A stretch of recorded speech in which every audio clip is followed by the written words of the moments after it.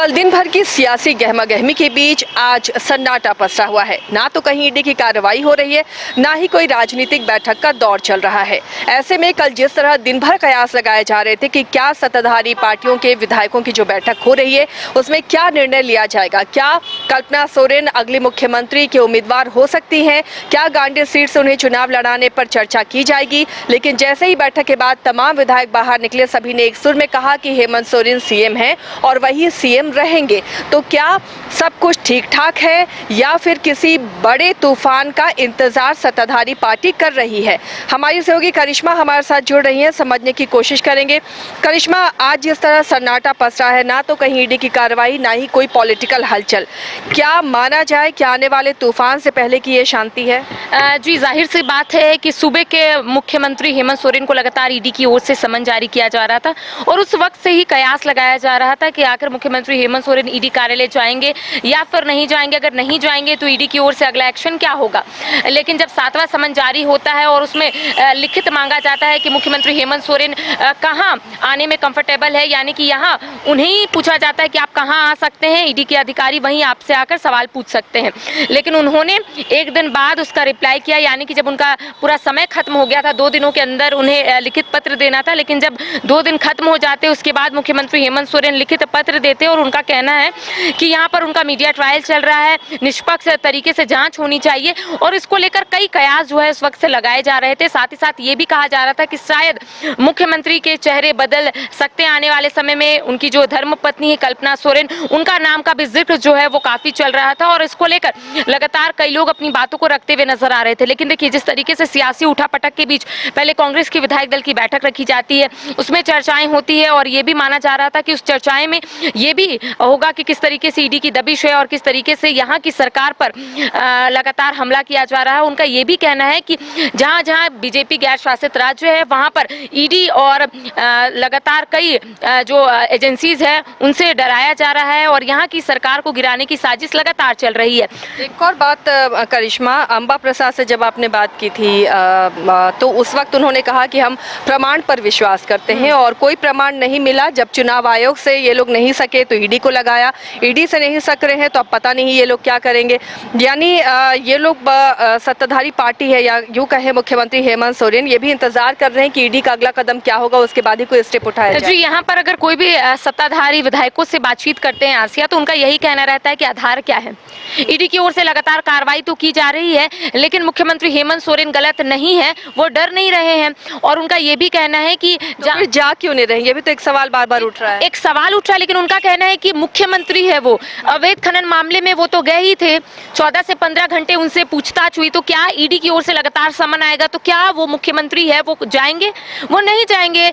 और उनका ये भी कहना था, आपको याद होगा आसिया कि जब शीतकालीन सत्र चल रहा था तो मिथिलेश ठाकुर का एक बड़ा बयान था। उनका कहना था कि वो राज्य के मुख्यमंत्री है, ईडी की ओर से समन जारी किया जा रहा है तो क्या हमेशा वो जाएंगे? नहीं जाएंगे। अवैध खनन मामले में वो गए हुए थे तो वो अब सोच समझ के जाएंगे, आगे एक्सपर्ट से वो राय लेंगे कि आखिर उन्हें आगे क्या करना है, उसके बाद वो ये सारी पॉलिटिकल एक्सरसाइज क्यों थी? क्या ऑफिस ऑफ प्रॉफिट मामले का भी डर है? क्या चुनाव आयोग ने जो लिफाफा भेजा है राजभवन में जो अब तक सीलबंद है, क्या उस लिफाफे में ऐसा कुछ है जिसकी वजह से ये सारी पॉलिटिकल एक्सरसाइज थी, या फिर ईडी कुछ कार्रवाई करने वाली है जिसका अंदेशा लग रहा है और इसलिए कल की बैठक बुलाई गई? जी, लिफाफा को लेकर तो पहले ही राज्य की सियासी सरगर्मी तेज हो गई थी आसिया। उस वक्त से जब पूर्व राज्यपाल रमेश बैस ने जो बयान दिया था कि लिफाफा इतना ज्यादा चिपका हुआ है कि उखड़ नहीं रहा है, जो चुनाव आयोग ने लिफाफा दिया राजभवन को, उसको भी लेकर सियासी सरगर्मी तेज हो गई थी। कई सवाल उस वक्त भी उठ रहे थे और इस बीच आपने देखा होगा कि कई विधायकों को यहाँ से रायपुर भी शिफ्ट किया गया था। कई विधायक जो है रायपुर गए हुए थे और जब वो रायपुर से यहाँ आते हैं तो उनका कहना है कि वो लोग घूमने गए थे। तो कई जो सवाल है वो उठ रहे थे कि आखिर अचानक से रायपुर वो लोग क्यों गए। लेकिन अब देखिए, अब चीजें जो है धीरे धीरे बदलती हुई नजर आ रही है। कल जिस तरीके से मुख्यमंत्री हेमंत सोरेन के आवास में सत्तारूढ़ दलों की के विधायकों की बैठक रखी गई, लेकिन सब एक ही सुर में बोल रहे थे कि हेमंत सोरेन मुख्यमंत्री थे, है और रहेंगे।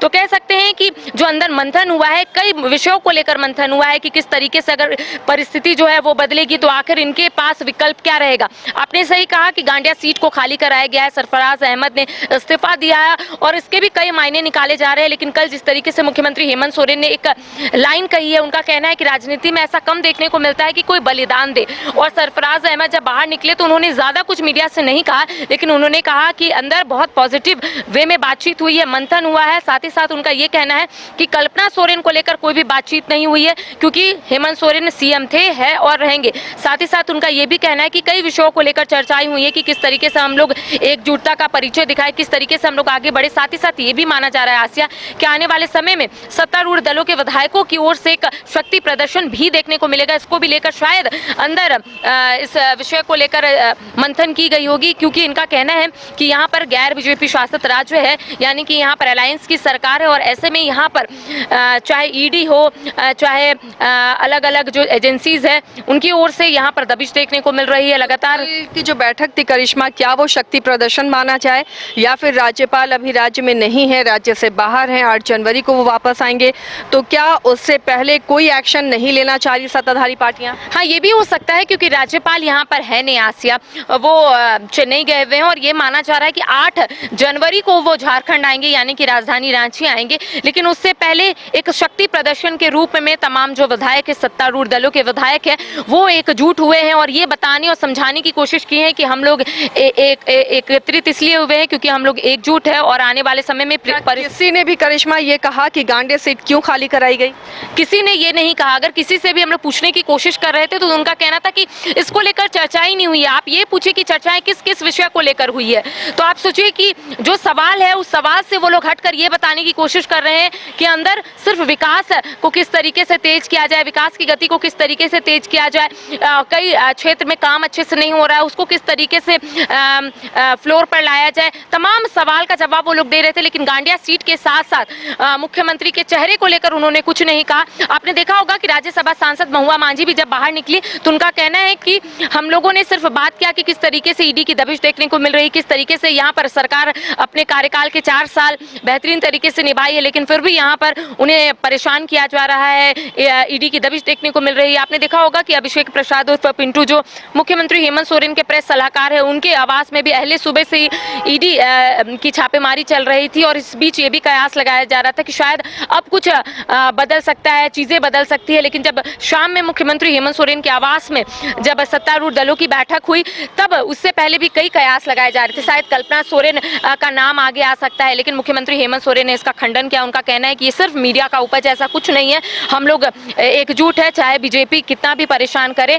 और उनका ये भी कहना है कि आने वाले समय में शायद ऐसा माना जा रहा है आसिया कि अगर ये लोग बैठक रखें तो शक्ति प्रदर्शन भी दिखा सकते हैं आने वाले समय में। और उनका ये भी कहना है कि केंद्र सरकार मनमानी कर रही है, केंद्र सरकार की ओर से ये तमाम षड्यंत्र रचाया जा रहा है। बीजेपी नहीं चाहती है कि ये सरकार अपने 5 साल का कार्यकाल निभाए, लेकिन देखिए इरफान अंसारी जो बड़बोले भी है, बहुत कुछ बोल देते हैं और इस बीच उनका कहना है कि 5 साल का कार्यकाल सरकार निभा रही है, इससे पहले भी कई बार सरकार को गिराने की साजिश रखी गई, कुछ हुआ नहीं हुआ। तो उनका ये कहना है कि अब आने वाले समय में ये सरकार एक बार फिर से लौट कर आएगी, जनता के बीच वही प्यार और स्नेह मिलेगा और इसी तरीके से बेहतरीन कार्य करेगी। अब देखिए आने वाले समय में चीजें बदलेगी आसिया, आईने की तरह चीजें जो है वो साफ होगी कि आखिर वो गांडिया सीट को क्यों खाली किया गया।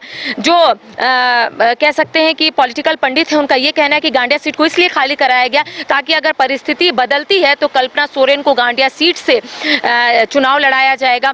तो चीजें जो है अब धीरे धीरे साफ होती भी नजर आ रही है। लेकिन अब नाम का डिक्लेयर ना करना करिश्मा एक बड़ी वजह भी हो सकती है, क्योंकि सोरेन परिवार शायद खुद एग्री ना हो। सीता सोरेन है, बसंत सोरेन है, ये दोनों भी कल्पना सोरेन के नाम पर सहमत होते हैं या नहीं, ये भी बड़ी बात है अगर सीएम अपने पद से इस्तीफा देते हैं तो।